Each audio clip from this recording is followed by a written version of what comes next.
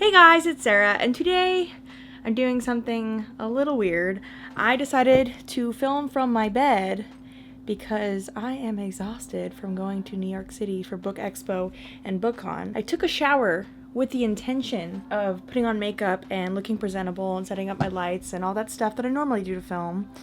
And then I watched Emma Chamberlain's most recent video. If you don't follow her, she is this hilarious 17-year-old who has a YouTube channel. Like, I honestly want to die when I watch her because she's so funny, and I'm literally like almost a decade older than her, and I'll never be as funny as her. Anyway, that's a side point. She posted a video where she just did like a Q&A, but she was in her bed, and I was like, that is such a good idea. Outside of vlogs, I'm normally too insecure to film without makeup on, but you know, I've got natural light shining down on my face, and I've been told that red is my power color, so my pajama shirt is just gonna have to do. Please don't judge me. I already can feel people unsubscribing because I look like a thumb, but that's fine. It's fine. The video that we're going to be doing today is my May wrap up. I realized I just rambled for a really long time without even talking about what video I'm even filming. I know I just posted my March and April wrap up, but I posted that super late, so unfortunately these wrap ups are gonna have to be really close together. Hopefully you care about the books I'm reading every month and that doesn't matter to you and you just still want to always be updated. Whatever. I'm trying not to look at myself in the viewfinder because when I look I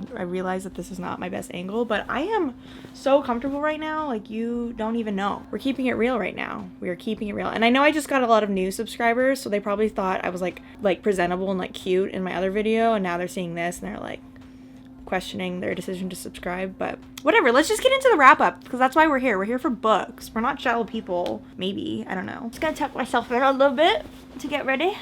There we go. The first book that I read in, what month are we talking about? May, was They Both Die at the End by Silvera. They Both Die at the End is basically a contemporary with a little bit of a twist. And what I mean by that is that it's our world, but there's this thing called Deathcast. And basically what Deathcast does is every day between these certain hours in the very, very early morning, they call these people on a list that are going to die that day. And so our two main characters, Mateo and Rufus, are two people who receive their Deathcast calls.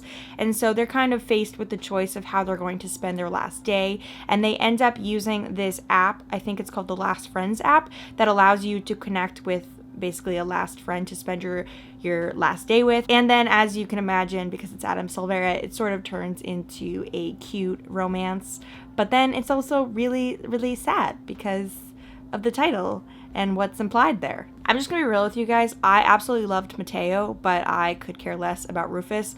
The only thing that made me care about Rufus was the fact that Mateo cared about Rufus. Mateo was basically the most precious small bean character that you could ever want in a book, and Rufus to me was just kind of like, I could do without you. As far as the writing style goes, I will admit that this was not my favorite writing, but I really enjoyed the characters and I enjoyed the message of living your life to the fullest. It gave me a lot to think about. I found myself often wondering how I would spend my last day on Earth. It also made me wonder if I'd want to receive a Deathcast call. I kind of feel like I wouldn't. I don't know. There's a lot to think about. I will say, as far as like how Deathcast works, there wasn't much explanation, and I felt like there were some plot holes in trying to figure out how this whole thing would work if it really was a thing in society. But like I said, I really enjoyed the characters and their relationship. I thought it was really cute. It made me cry. It made me laugh. It was a really good time, and I look forward to reading some of Adam's other books. The next book that I read in May was Doll Bones by Holly Black. For those of you who don't know, I've recently been on this middle grade kick. I've just been really, really enjoying middle grade, which is weird because I never ever in the past have liked it.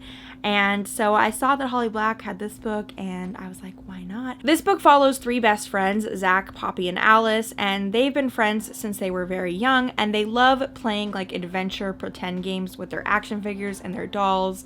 And I think they're nearing about the age of 12, and so at the beginning of the novel, Zach's dad throws away all of his toys and tells him that he needs to stop playing with dolls because he's going to get made fun of, and he wants to protect Zach. Zach is very upset, so in order to cope, he just tells Poppy and Alice that he can't be friends with them anymore, and that obviously causes an upset. But then one night soon after, Poppy and Alice come to Zach's house to tell him that one of the dolls that they used to play with is haunted, and the doll has told Poppy that they need to take her to her original burial site and bury her there so that her spirit can finally rest. And so the three kids set off on this crazy quest to go do that. It's actually like pretty spooky, which I was surprised by. I got a little scared while while I was listening to it, because I was just imagining being 12 and going on this trip that they go on. They end up running into a lot of problems as they go, and obviously they're very, very young to be like almost running away from home to go do this. They have to like cross state borders and do all of these things. I know for a fact that if I had read this when I was anywhere from like 8 to 12, I would have absolutely loved this book, because I loved scary stories when I was little. My only real reservation with this book was that I felt like there should be more to the story. It felt like something was missing, and I felt like there could have been a lot more ghost action. Like I said,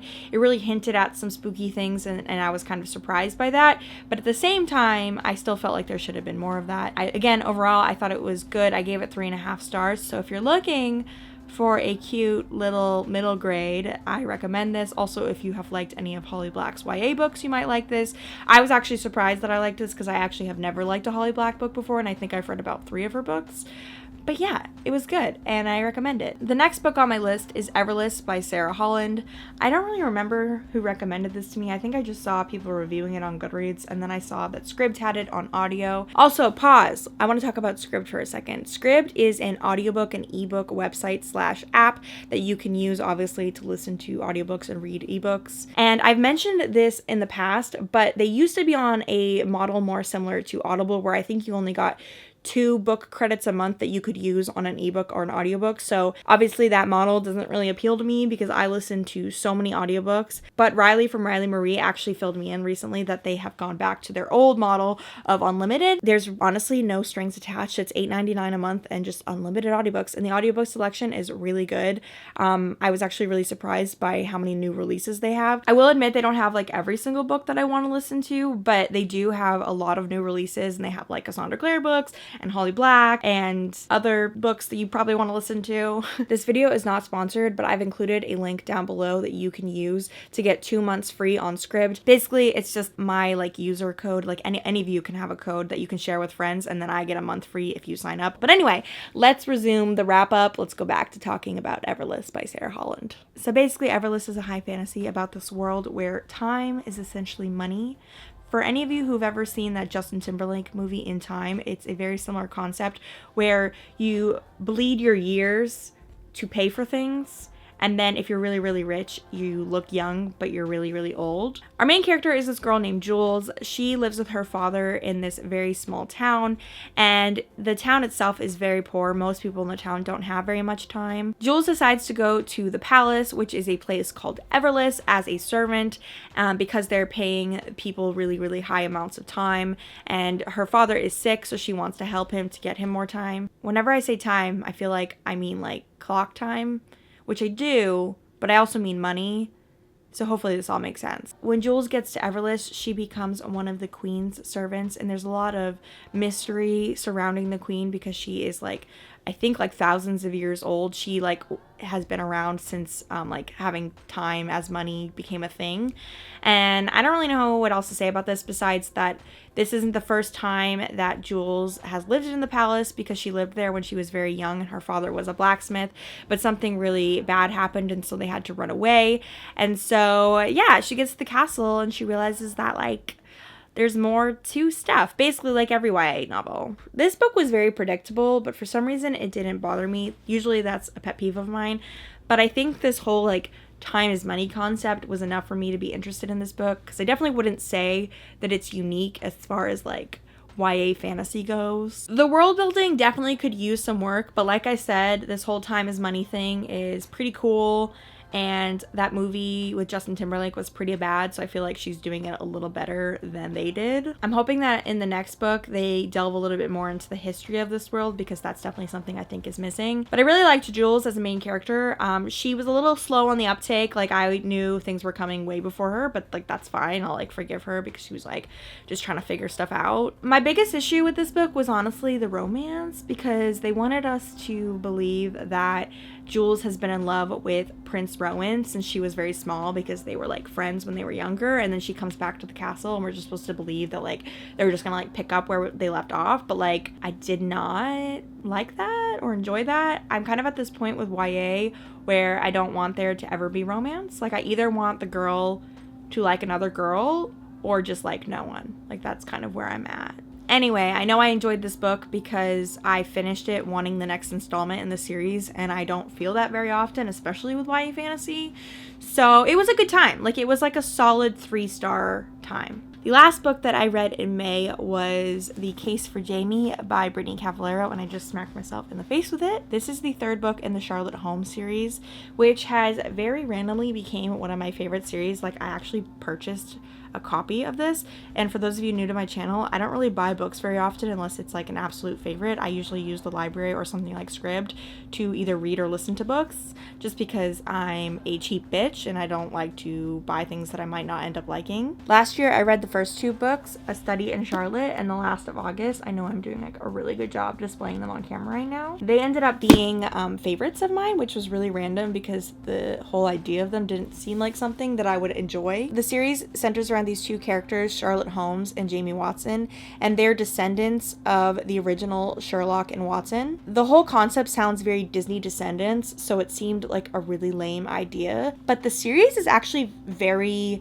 serious and dark and covers a lot of deep topics, and the characters are very fleshed out, and I really enjoyed their relationship. The first book takes place at a boarding school in Connecticut, and so basically Jamie goes to the school because he knows Charlotte goes there and he wants to be friends with her because obviously their families have a very long history together, and they end up being framed for murder. There's a boy at school who neither Charlotte nor Jamie get along with, and he dies, and so everybody thinks that they got together and killed him because their families are connected, and so they have to team up, sort of like the original Sherlock and Watson, to solve the murder and clear their names. And so that's kind of what happens in the first one. And the second one, Charlotte's uncle goes missing. They have to team up again to go find him, and by this point obviously they're like best friends, so they go to London, and this one takes place in Europe. I'm doing a really bad job explaining these books, and I'm just like resting this on my face, and it like is moving with my chin. I honestly just love Jamie and Charlotte's relationship. It's very, very slow burn. It's more about them being friends than it is about romance, even if there is potential for that. And they grow a lot as you read these 3 books, and they discover a lot about themselves and kind of how they feel about one another, as well as how they should feel as people. I will admit I didn't like this installment as much as I did the second one. I gave the first book 4 stars, the second book 5 stars, and then this one 4 stars again. But that's pretty high ratings for a series for me. I usually have at least one book that I don't like, and I absolutely love all 3 of these books. Like I said, I just love their relationship so much, and I love how it's explored. I feel like the synopsis of this series doesn't make you think that it would cover dark and serious topics, but it really does. And I really, really like the mysteries. Like, if you enjoy the show Sherlock or like Veronica Mars, I think you would really like this. I was beyond excited to learn that there is going to be a 4th book in this series, because I said this once before and I'll say it again. This is one of the only series that I would happily read like 10 of. Like, if she wants to make this into a 15-book series, you better believe I'm gonna read it. Like, I would read a million of these. So you should just like read these books, like read them. I bought all 3 of them, which is a big deal. Also, their covers are so cute. Like, if you're into Bookstagram or like taking photos or just like being aesthetic on your shelves, like, how cute are these? But yeah, that's pretty much it for this May wrap up. Let me know down below any books that you read in May that you really enjoyed, or if you've read any of these and really enjoyed them, or if you want to read them. Thank you all so much for watching. You're all beautiful. Have a nice day. Time passes by, I feel so low. Searching for bases, covering up the hole. I'll fight for your love.